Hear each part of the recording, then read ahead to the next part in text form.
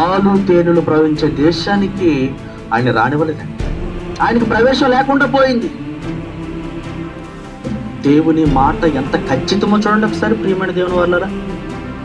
ఆనాడు ఇశ్రాయేలు గురించి ఆలోచిస్తే, ఇక మనం చేస్తున్న ఈ భక్తి, మనం బ్రతుకుతున్న ఈ జీవితం దేనికోసం, ఎందుకోసం చేస్తున్నాం ఈ భక్తి ఆరాధన?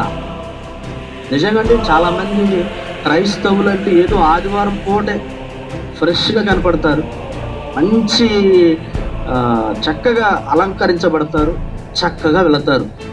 మరి అందరూ చూడాలనో లేకపోతే అదొక అలవాటు, హ్యాబిట్గానో చక్కగా వెళ్ళిపోతారు కదండి. అన్ని సంఘాల వారు చక్కగా చంకలు బైబిల్ పెట్టుకొని, నేను భక్తురాలిని, నేను భక్తుడను, నేను పరిశుద్ధుడను, నేను పరిశుద్ధురాలను అన్నట్లుగా ఆ రోజు చక్కగా కనబడతారు. మిగిలిన దినాలలో